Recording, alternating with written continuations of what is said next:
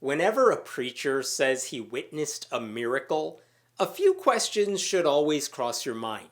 The main one being, where's the proof? Well, recently a preacher claimed to have that proof. Like real, tangible, irrefutable proof.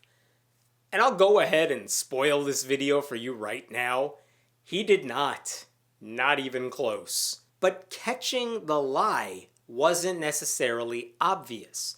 And I want to show you what he said and how we know he's lying, because maybe that will help you spot this stuff moving forward. Here's some brief background.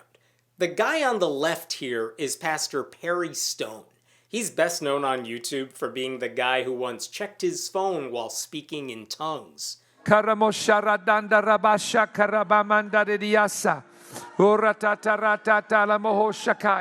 Yes, Lord, have your way, have your way, have your way, have your way. Anyway, he does a show where he speaks with guests, and recently he invited a fellow preacher, Nick Walker, to share the incredible miracles that Nick has personally witnessed. One of those stories involved a man whose hand wasn't working properly. Nick said the man had nerve damage that was so bad that he could not use it. The man, we were told, also had a withered hand. But, as the story goes, that man got baptized. And as soon as that happened, God took control and healed everything. Here is Nick Walker explaining the problem and the miracle. And then you've seen in infants how the gaps between the bones, they have to grow into those gaps, you know, and the infants will have them on top of their head and in between all the joints and growth plates. Well, this young man had gaps in between all of his knuckles, all the joints in his hands and fingers. So he couldn't use his hand? He could not use his hand. As he told me, he couldn't remember the last time he had moved it. And so as soon as his head come out of the water, his hand was loosed, and he began to... And everybody saw this now. Everybody saw this. Everybody saw it. It's a miracle. Now, already a few questions should come to your mind. Where are this man's medical records? I want to know the name of this church. I want to see the video. I mean, someone had to take video of this, right? I mean, it's a baptism. That's a big deal for believers. How could there not be documentation of this? But no. We are not going to get any of that information. Instead, Nick Walker said he had a different kind of proof. Because after this man was healed, he apparently walked into a hospital and got X-rayed specifically because he wanted proof of his healing. And for some reason, the hospital just did an X-ray. As if that's something you can just walk in and request. But okay. We have an X-ray to look at. That's not nothing. Here is Nick Walker showing us the X-ray and describing what we are looking at. So they X-rayed his hand, and what they found, and this is on the before and the after that he sent me, was that the Lord had totally realigned his bones, closed the gaps, and then in other scans, which I didn't have those other scans, but in the other scans they found that the nerves were actually restored and he was able to use his hand again. And even the hand looked crooked, and then the X-ray it shows how the Lord had put realigned his bones. And so his hand was restored. What happened with the cancer? So the doctor said, I've never seen anything like this. Amazing. Absolutely amazing. But again, you, being a smart skeptic, should have some questions. For example, how come we're only seeing the after picture and not the before picture?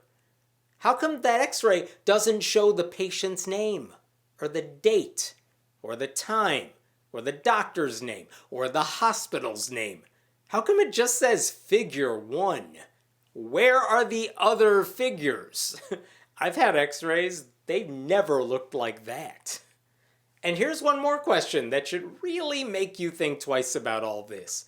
And credit where it's due, it was my buddy Kyle Mantila at the website Right Wing Watch who first saw this connection and alerted me to it.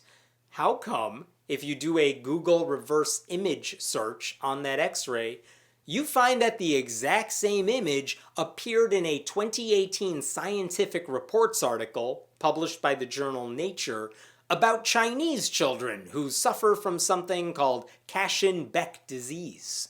Seriously, in 2018, a major scientific journal published a paper that included this image, which means these are not 4 glimpses of one dude's miraculously healed hand.